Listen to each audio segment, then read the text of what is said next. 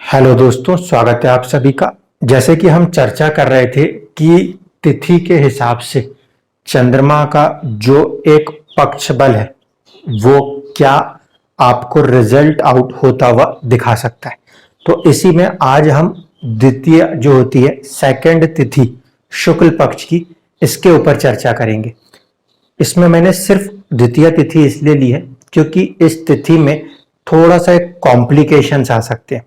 Condition क्या हो सकती है, मान लीजिए कि सूर्य राशि में जस्ट एंटर ही करे, यानी कि सूर्य जो है मान लीजिए 0 डिग्री धनु राशि में हो, और ऐसे कंडीशन में अगर द्वितीय तिथि आएगी तो द्वितीय तिथि जो है वो कब आ सकती है, उसके आने के लिए कम से कम 12 + 12 24 और सूर्य 2 डिग्री बढ़े हैं, इसका मतलब है कि 26 डिग्री। ठीक है, चंद्रमा को सूर्य से 26 डिग्री आगे होना है और 26 डिग्री से लेकर अगला जहां तक वो जा सकते हैं तो टोटल होना चाहिए 36 में, क्योंकि 36 अगर कंप्लीट कर लेंगे तो वो 3 हो जाएगा। ठीक है, द्वितीय तिथि कब आप मानोगे, जब आपको 24 से लेकर 36 से कम डिग्री के बीच में दिखाई दे।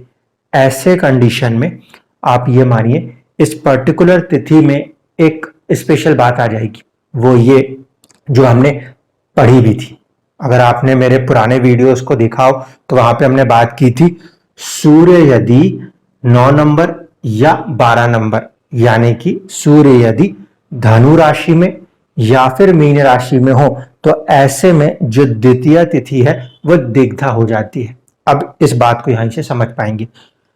कंडीशन ये हो सकती है कि सूर्य आपको अगर 0 डिग्री पे मिला शुरुआत में, क्योंकि सूर्य की जो डिग्री है वो कोई ऐसा कांस्टेंट नहीं है, हम उसको किसी पर्टिकुलर डे से फिक्स कर सके, इस चीज को ध्यान रखिएगा। इसलिए दो चीजें हो सकती, या तो आपको चंद्रमा पहले ही भाव में, यानी कि जहां पे सूर्य बैठे हैं सेम उसी भाव में मिल सकता है, अन्यथा चंद्रमा एक भाव आगे भी मिल सकता है। मान लीजिए ये 0 डिग्री पे सूर्य ना मिलके ये सूर्य आगे बढ़ जाए और ये तकरीबन 7 डिग्री 8 डिग्री या 10 डिग्री ले ले। ऐसे कंडीशन में क्या होगा, वहां से आप लगाएंगे ऑलमोस्ट कितनी दूरी, सूर्य से कम 24 डिग्री होना चाहिए। ठीक है, ये उसकी मिनिमम रिक्वायरमेंट है। ऐसे में चंद्रमा एक घर आगे बढ़ जाएगा। इस तरह की परिस्थितियां जब भी बनती हैं तो क्या होता है कि आत्मा जो कि यहां पर रिप्रेजेंटेटिव है 9th हाउस की, हायर नॉलेज की, हायर विजडम की, इंसान किसी बड़ी चीजों को खोजना, सोचना और कुछ हद तक धर्म के साथ जुड़ के काम करने की आत्मा तो रखता है, लेकिन चंद्रमा, हमने आगे वहां भी देखा है कि चंद्रमा सेकंड डे पर भी रोशनी नहीं ले पाता। ठीक है, ऐसे कंडीशन में यहां पे चंद्रमा के पास 12% 12% की इमोशंस हैं। ठीक है, चंद्रमा क्योंकि शुक्ल पक्ष का है तो उसको तो शुभ माना है, लेकिन इमोशन कितने हैं, 12%। अब 12% इमोशन के साथ चंद्रमा जो है ना वो 2 भाव के बीच में फंस गया, फर्स्ट और सेकंड। यानी आत्मा तो फिक्स है कि ठीक है मुझे धर्म के साथ जुड़ के धार्मिक वैल्यूज के साथ काम करना चाहिए, लेकिन मन जो है ना वो मन थोड़ा सा बीच में अटक सा जाता है। वो ये कि क्या मैं अपने ऊपर पूरा फोकस करूं या अपने फैमिली के ऊपर फोकस करने लगूं, या फिर मैं धन के ऊपर जाऊं या पूरी तरीके से सिर्फ धर्म तक जुड़े रहूं। क्योंकि चंद्रमा की स्थिति जो है वो एक घर आगे और एक घर पीछे, और कुल मिला के देखा जाए तो जब हम भाव संधि जैसी बात करते हैं तो ये 2 भाव के बीच में कहीं चंद्रमा फंस जाता है। ऐसे में 12% की इमोशंस जो है वो थोड़ा सा उलझने देती है। कई बार ऐसी परिस्थितियां बनती हुई नजर आएंगी कि घर के लोगों की भी जरूरत है और आपकी अपनी भी जरूरत है, तो किसको पूरा करूं किसको पूरा ना करूं, इस उधेड़ बुन में भी ऐसा इंसान कई बार दिखाई दे सकता है इस पोजीशन पे अगर है तो। ठीक है, ये पहली कंडीशन। दूसरी चीज हम देखें, मान लीजिए कि आपके कुंडली में सूर्य जो है वो सेकंड हाउस में बैठे हैं, फिर यही कंडीशन आपकी मिलेगी, या तो चंद्रमा आपको यहां मिल जाए या फिर चंद्रमा यहां मिल जाए। 10 नंबर की राशि उतनी बड़ी नहीं होती, एक टेक्निकल टर्म है ये एक तरीके से कि कुछ राशियां जो है वो थोड़ा सा लंबी दीर्घ राशियां मानी गई हैं। तो उस लिहाज से सूर्य अगर सेकंड हाउस में मिल गए तो पहली कंडीशन क्या है, आत्मा जो है वो तो लगी हुई है घर वालों के साथ, कुटुंब भाव सेकंड हाउस, और आत्मा जो है वो धन संचय करने में लगी हुई है, और मन जो है वो इस कंडीशन में कभी कभी साहस पाने के लिए, करेज के लिए छोटे भाई बहनों के ऊपर लगा हुआ हो सकता है, यात्राओं के ऊपर लगा हुआ हो सकता है, धन कमाने की इच्छा जो है वो कहीं ना कहीं सूर्य यानी कि आत्मा बता रही है। लेकिन चंद्रमा जो कि मन है वो दर्शा रहा है छोटी यात्राएं, छोटे भाई बहनों से लगाओ, या फिर ऐसे कंडीशन में राइटिंग्स के ऊपर अच्छा कुछ आप काम कर सकते हो क्योंकि आपका मन वहां पे बैठा हुआ है, ऐसा यहाँ पे हो सकता है। अगर यही चंद्रमा आपको मान लीजिए सेकंड हाउस में ही दिखाई दे तो ऐसे में आपका आत्मा भी और आपका मन भी एक ही चीज के पीछे है, वो है कि धन का संचय करना है या अपने फैमिली के लिए कनेक्टेड रहना है। ये इस कंडीशन में होता है। अगली कंडीशन देख लीजिए, मान लीजिए सूर्य यहां बैठे हैं, अगर चंद्रमा भी यहीं बैठ गए तो ऐसा इंसान बहुत अच्छा राइटर हो जाएगा क्योंकि ये लिखने वाला भाव है, और अगर चंद्रमा यहां पे बैठ गए तो परिस्थिति क्या होगी, इस कंडीशन में सूर्य आत्मा जो है उसको तो बल मिलेगा, ये ठीक है कि वो आपके शनिदेव की राशि में बैठे हैं, चीज थोड़ी सी देर से होगी, लेकिन सूर्य यहां बैठ के अपनी एक दृष्टि अपने भाव पे डालेंगे। दूसरी बात ये कि तृतीय भाव में सूर्य को शुभ माना जाता है, इसलिए साहस पराक्रम का भाव है, साहस पराक्रम तो देंगे।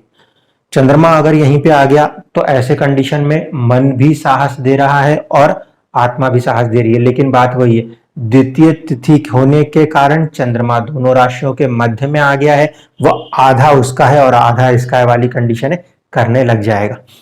इस कारण से मन में कभी आएगा कि मैं पावर लूं, थर्ड हाउस साहस को दूं, या कभी कभी उसको लगेगा कि मैं सुख संसाधन अपने फैमिली की तरफ चले जाऊं।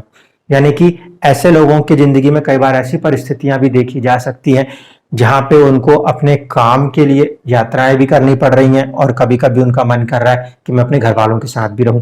टूरिंग्स के अंदर ऐसे लोग हो सकते हैं, खासकर जो थर्ड हाउस है तो ये शॉर्ट डिस्टेंस की टूरिंग को दर्शाएगा, बहुत लॉन्ग डिस्टेंस की ट्रेवल नहीं दर्शाता।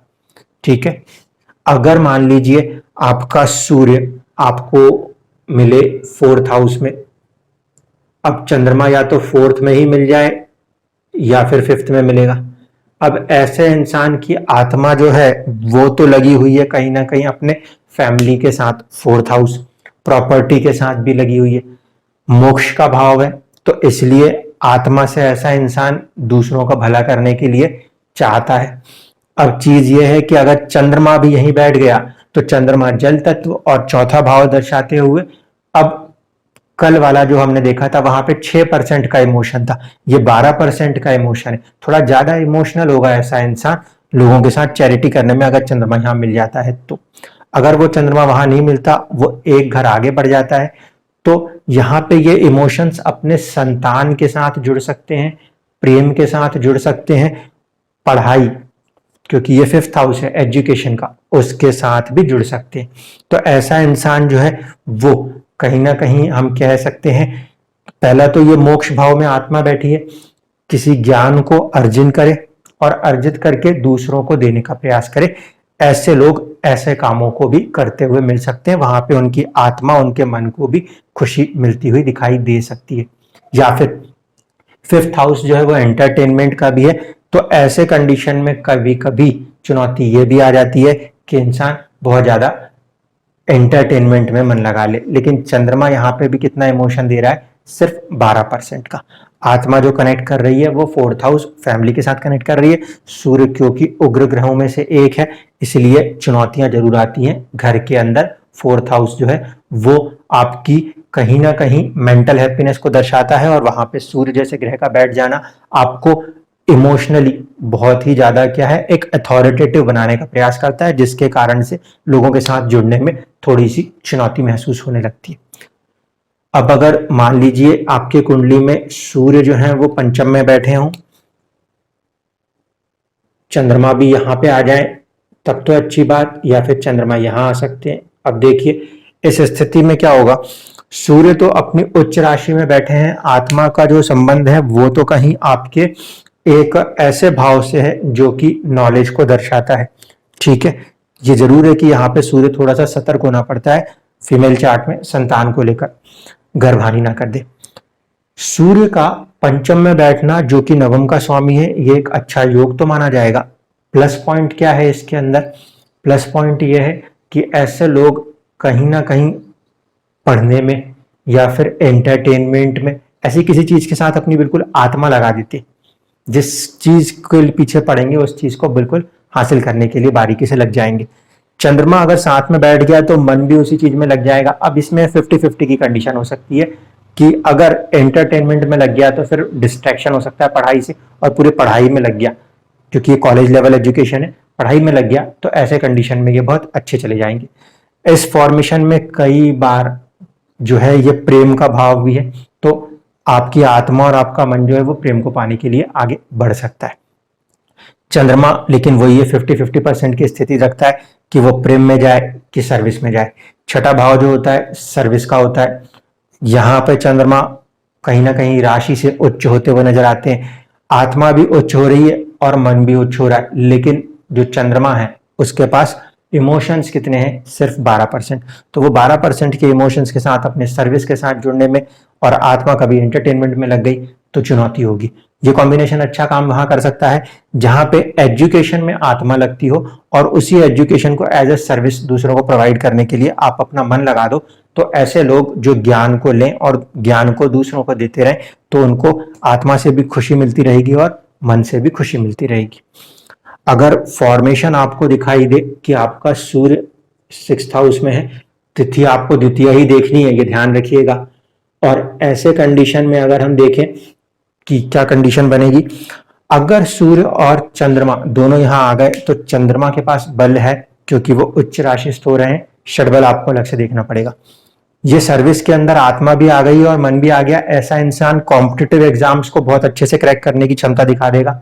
अगर सूर्य यहाँ है तो आत्मा जो है वो कॉम्पिटिटिव एग्जाम्स को क्रैक करने के लिए लगी हुई है, अपने शत्रुओं को पराजित करने के लिए लगी हुई है, परास्त करने के लिए लगी हुई है। लेकिन जो मन है वो साझेदारी में चला गया है। ऐसे में आत्मा एक तरफ आ रही है जो कि लड़ाई झगड़े वाला भाव है, उसके साथ जुड़ रही है, और मन जो है वो साझेदारी करना चाहता है। अगर चंद्रमा दोनों के बीच में फंस गया है तो फिर वो यही नहीं समझ पाता कि भाई मेरे को इसके साथ लड़ाई करनी है कि मुझे इसके साथ साझेदारी रखनी है। ऐसे में ऐसे इंसानों को थोड़े से ज्यादा इमोशनल साइड पे डिप्रेशंस महसूस हो सकते हैं, ध्यान रखिएगा। क्योंकि यहाँ पे मन जो है ना, इंसान सबसे ज्यादा मन से चलता है, आत्मा से तो बहुत कम लोग ही सोचते हैं। मन दो के बीच में उलझ गया है कि मैं इसका क्या करूं क्या नहीं करूं। ऐसे में ये फॉर्मेशन कभी कभी चुनौतियां दे सकता है द्वितीय तिथि के अंदर। अगर आपका सूर्य आपको सप्तम में मिल जाए और ऐसे के बाद चंद्रमा आपका अष्टम की तरफ आ जाए तो फिर वही दो फॉर्मेशन है। अगर दोनों के दोनों ही आपको 7th में मिल गए तो सूर्य वहां पे, क्योंकि वो एक उग्र ग्रह है, साझेदारियों में चुनौती देगा, लेकिन मित्र राशि का बैठा इतने भी नुकसान नहीं कर देगा। आत्मा के साथ इंसान अपने पार्टनर के साथ जुड़ा हुआ है और मन के साथ भी उसी के साथ जुड़ा हुआ है, तो इस फॉर्मेशन में इमोशंस कल वाले से थोड़े से ज्यादा है, 6% ज्यादा कर दीजिए, यानी 12% इमोशंस के साथ ऐसा इंसान अपने पार्टनर्स के साथ कनेक्ट होता है, लेकिन नेचर फिर से डोमिनेटिंग ही रखता है। या फिर ये कह दूं आपका जो पार्टनर है उसका नेचर डोमिनेटिंग हो जाएगा और थोड़ा सा उसमें इमोशंस आ जाएंगे। दूसरी कंडीशन, सूर्य यहीं बैठा रहा तो सूर्य की तो यही फॉर्मेशन है, डोमिनेंस वाला, साझेदारी में आत्मा लगाए रखना। लेकिन चंद्रमा अगर आगे बैठ गया तो चंद्रमा जल तत्व की राशि में आया, वो फॉर्मेशन उसके लिए ठीक है, लेकिन यहाँ पे मन जो है वो व्याकुल ज्यादा होने लगेगा क्योंकि ये अष्टम भाव है, अनसर्टेनिटी का भाव है। ऐसे लोग जो हैं आप कई बार देखोगे साझेदारी तो आत्मा से करना चाह रहे हैं, लेकिन मन से ना उनके अंदर कोई ना कोई घबराहट लगी रहती है, वो अपने आप को खुल के दुनिया के सामने एक्सप्रेस नहीं कर पाते। एक तो बहुत ही ज्यादा इमोशनल होते हैं, ऐसे में ट्रस्ट जल्दी करने की कोशिश करेंगे क्योंकि साझेदारी आत्मा पे गई है, और 8 नंबर अनसर्टेनिटी में चंद्रमा जो है उसने बल लिया हुआ है, इमोशंस ने बल लिया हुआ है। ऐसे फॉर्मेशन में ऐसे लोग इमोशनल होकर दूसरे के साथ कनेक्ट करने की जब कोशिश करते हैं तो फिर उनको चुनौती देखने को मिलती है। द्वितीय वाले में फॉर्मेशन में ये दोनों के बीच में फंसा रहेगा इंसान, साझेदारी और अनसर्टेन थॉट्स के साथ। बाकी की जो 2 तिथियां आएंगी इसके आगे की, यानी कि तृतीया और चतुर्थी तिथि, वहां पे अगर ये फॉर्मेशन आ जाए तो इंसान बहुत ज्यादा इमोशनल हो जाएगा। द्वितीय वाले में इमोशंस थोड़े से 50-50 होते रहेंगे आगे पीछे, जबकि आगे के 2 तिथियों में ये चीज ज्यादा बढ़ जाएगी। अगर सूर्य आपको यहां पे मिले और चंद्रमा यहां पे मिल जाए तो इस कंडीशन में ये एक एक्सचेंज योग की तरह काम करने लगेगा। ठीक है, इस फॉर्मेशन में अगर आपको मिलता है तो ध्यान रखिएगा, इस फॉर्मेशन के अंदर तो चंद्रमा थोड़ा सा ओवर रूल करेगा, उसका भाव है भावपति होने के कारण, और इंसान थोड़ा सा ज्यादा इमोशनली ही रहेगा, आत्मा से भी और आपके मन से भी। ऐसे लोग क्योंकि इमोशनल हैं तो चाइल्ड केयर वाले जितने वर्क हैं उसके साथ ही बहुत अच्छा कर सकते हैं, साइकोलॉजिकली बहुत अच्छा कर सकते हैं, लेकिन सोच समझ के। यहाँ पे परिस्थिति क्या होगी कि चंद्रमा आ जाएंगे वापस पीछे और सूर्य आगे आ जाएंगे, तो आत्मा जो है वो चली जाएगी पूजा पाठ, हायर नॉलेज, हायर लर्निंग्स के साथ, और मन जो है वो फिर अनसर्टेनिटी में चीजों को खोजने में लगा रहेगा। हाँ, चंद्रमा यहाँ बैठा है तो कोई भी खोज के काम में आपका मन बहुत अच्छे से लग सकता है। सूर्य यहाँ बैठा है, चंद्रमा यहाँ बैठा है, अगर इसने एक्सचेंज बना रहा है तो ऐसे कंडीशन में आप हायर नॉलेज में अपनी आत्मा रखते हुए किसी चीज को बहुत अच्छे से खोज सकते हो, साइंटिस्ट आप अच्छे बन सकते हो यहाँ पे इस फॉर्मेशन के साथ, रिसर्च आप बहुत अच्छी कर सकते हो। अगर फॉर्मेशन आ जाता है आपके पास कि सूर्य आपका बैठ गया है नवम भाव में, अब सूर्य नवम भाव में अगर बैठ जाए तो वो उसकी अपनी राशि हो जाएगी, चंद्रमा उठ के बैठ जाए आपके 10th हाउस में। इस फॉर्मेशन में क्या होगा, इसमें भी दोनों के बीच में फंसा हुआ रहेगा, हायर नॉलेज की तरफ भी जाना है, सर्विस की तरफ, स्टेटस की तरफ भी जाना है, क्योंकि मन यहाँ पे राशि भाव संधि में फंसा है। वो भाव संधि का मतलब है आगे बढ़ूं कि पीछे रह जाऊं, यही है जो कि द्वितीय तिथि को फंसाए रखेगा। ये ध्यान रखिएगा, इस पर्टिकुलर तिथि में आप दो के बीच में उलझे रहोगे, ये मेन कंसेप्ट है। यहाँ पे अगर दोनों फॉर्मेशन आ रहे हैं तो या तो पूरा पूजा पाठ में मन भी लग रही है, आत्मा भी लग रही है, फिर मन थोड़ा सा अपना स्टेटस भी चाहता है, ये दो के बीच में उलझे रहेंगे कि मेरे को ये करना है कि ये करना है, ये कई बार देखने को मिल सकता है। इसके बाद अगर परिस्थिति देखें कि सूर्य आपके 10वें भाव में आ जाए, सूर्य 10वें भाव में बैठे तो दिशा बल ले लेंगे, दिशा बल लेने के कारण यहाँ पे जो चीज बनेगी वो क्या बन जाएगी, जो आत्मा है वो तो बहुत ही स्ट्रांग है किसी ना किसी स्टेटस को हासिल करने के लिए। ठीक है, और ऐसे में अपने हायर नॉलेज के दम पर एक अच्छा स्टेटस भी हासिल कर लेंगे, क्योंकि 9th हाउस का स्वामी होकर 10th में जाना, this is very good combination. ठीक है, तो यहाँ पे अपना जो फॉर्मेशन है 9th house, higher knowledge, higher learning, religious होना, मतलब our devotion towards the religion, उन चीजों के लिए इंसान बहुत स्ट्रांग है आत्मा से, और ऐसे में लोग अपने फादर के साथ भी बहुत आत्मा से कनेक्ट हो जाएंगे।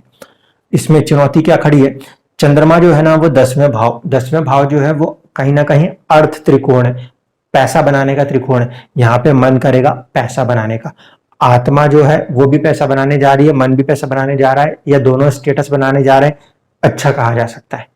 ठीक है, लेकिन बीच बीच में यहाँ पे मन जो है स्टेटस बनाने के साथ साथ लाभ को, 11th हाउस गेन्स को भी लेने की कोशिश करेगा। तो अगर ऐसा इंसान किसी फिक्स्ड सैलरी की सर्विस में बैठा हो, अपना पूरा फोकस कर रहा हो कि भाई मुझे स्टेटस चाहिए, बीच बीच में उसका मन एक्स्ट्रा सैलरी को कभी कर जाता है, तो फिर ये फॉर्मेशन दिक्कत कर देती है। फिर हम कहने लगते हैं अष्टम का स्वामी था, 10वें में बैठ गया, और क्योंकि यहाँ पे फंसा हुआ था दो के बीच में, तो उसने कभी पैसा ज्यादा करने के लिए अपनी अर्निंग से ऊपर कोई कमाई कर दी। कभी ऐसी चुनौती कभी कभी देखने को मिल सकती है। द्वितीय में क्योंकि दो के बीच में फंसा हुआ है तो वो क्लैरिटी नहीं देता है इतनी जल्दी कि क्या कर रहे हो, क्यों कर रहे हो। अब बात करें कि सूर्य यहाँ पे आ जाए, सूर्य यहाँ पे आ गए, चंद्रमा साथ है तो दोनों ही कहीं ना कहीं अच्छा एक अर्निंग्स बनाने की कोशिश करेंगे। इस पर्टिकुलर हाउस के कंसेप्ट में बात करें तो 11th हाउस है, बड़े भाई बहनों का है। अगर बड़े भाई बहन हैं तो उनके साथ एक रिलेशन फॉर्म करने की कोशिश होगी, लेकिन सूर्य जो कि आत्मा का रिप्रेजेंटेटिव है, 9th हाउस फादर का रिप्रेजेंटेटिव है, और कहीं ना कहीं धर्म और हायर ज्ञान का प्रतिनिधि है। उसका नीच राशि में आ जाना, इसका मतलब है कि सराउंडिंग्स जो है, जो परिस्थितियां हैं, वो परिस्थितियां थोड़ी सी फादर के आपके जो कनेक्शन है, कॉन्टेक्ट्स हैं, या फादर का जो आपके प्रति लव है, उसमें कुछ चुनौतियां आ जाए, फादर को बहुत ज्यादा बिजी रहना पड़ता हो। बड़े भाई बहनों की तरफ भी हमारा झुकाव हो, लेकिन उसमें भी कुछ चुनौतियां देखने को मिल सकती है। ये दोनों फॉर्मेशन रिलेशंस के हिसाब से बड़े भाई बहन को कनेक्ट करते हुए नजर आते हैं। या फिर कई बार हम देखते हैं कि आपके जो फादर की फैमिली चलेगी, फादर की फैमिली का मतलब हो गया, हम अगर इसको 9th हाउस माने तो ये 3rd हाउस है, तो उनसे जो छोटे यानी आपके चाचा जी जो होते हैं उन लोगों के साथ कनेक्शन यहाँ पे देखने को मिल सकता है। ठीक है। दूसरी चीज कि आत्मा यहाँ पे जो है ना, सूर्य क्योंकि नीच राशि तो के राहु के नक्षत्र में अगर पड़ जाता है तो वो बहुत ही जल्दी चीजों को हासिल करना चाहता है। सरकार से यहाँ पे फायदे होने की संभावना तो वैसे ही बनती है क्योंकि लाभ भाव में आपको सूर्य मिला होता है और चंद्रमा जो कि मन है वो भी वहीं लग गया। ये मन कभी कभी यहाँ पे कुछ गड़बड़ करा सकता है, कोई हायर अर्निंग के चक्कर में आप कोई गलत फैसले कर सकते हो। यही चंद्रमा यहां से उठ के अगर आगे बढ़ गया तो चंद्रमा नीच हो गया, लेकिन इस स्थिति में अष्टम का स्वामी है, द्वादश में गया है, और अगर वो नीच हो भी गया तो विपरीत राजयोग बनाने की क्षमता रखेगा। कंडीशन ये है कि दूसरे ग्रह उसको प्रभावित करे। 12% के इमोशन के साथ अब ये चंद्रमा अगर यहाँ बैठ गया तो ये 12% का इमोशन लेके 12वें भाव में बैठना एक चुनौती हो जाएगी, क्योंकि इंसान के अंदर अब इमोशंस आ चुके हैं। वो इमोशंस जो है वो उसको बाहर नहीं बता पाता, अपने आप को ऐसा महसूस करता है जैसे बहुत उलझा हुआ है पूरी दुनिया में, सब कुछ है उसके पास लेकिन फिर भी अकेला है। ये ऐसा फॉर्मेशन बनने लगेगा। जैसे जैसे चंद्रमा को यहाँ पे बल मिलेगा, इमोशंस आएंगे, और इस इमोशंस के कारण ऐसा इंसान, क्योंकि ये 12th हाउस है, अगर इसने अच्छी मेहनत करी तो पराविज्ञान यानी कि वो जो चीजें जिसको कि हम नॉर्मल कहीं से भी सॉल्व नहीं कर पाते, ऐसे ऐसे ब्रिलियंट आइडियाज यहाँ पे दे सकता है। दूसरी प्रॉब्लम ये भी आ जाती है, अगर वो ब्रिलियंट आइडिया नहीं दे रहा, फॉर्मेशन कुछ गड़बड़ हो गई, बुध या दूसरे ग्रहों ने सपोर्ट नहीं किया, तो मानसिक परेशानियां बढ़ जाती हैं। क्योंकि यहाँ पे इमोशंस का रिप्रेजेंटेटिव है आपका मून, 8वें का स्वामी है, क्रोनिक एरिया है, और वो 12th के साथ कनेक्ट है, वहां भी नीच राशि होके। ऐसे में इस लेवल की मानसिक परेशानियां देखने को मिल जाती है कभी कभी, कि अगर बाकी ग्रहों की पोजीशन गड़बड़ हो गई, क्योंकि देखिए सूर्य भी यहाँ पे अगर नीच हो रहा है और फिर चंद्रमा, आत्मा भी कमजोर हो रही है, मन भी कमजोर हो रहा है, ऐसे स्थिति में कई बार मेंटल ट्रोमा जैसी स्टेजेस भी देखने को मिल जाती है। इंसान में कुछ बहुत बड़े लेवल पे घबराहटें भी देखने को ऐसे कंडीशनों में मिला करती हैं। इस बात को समझिएगा।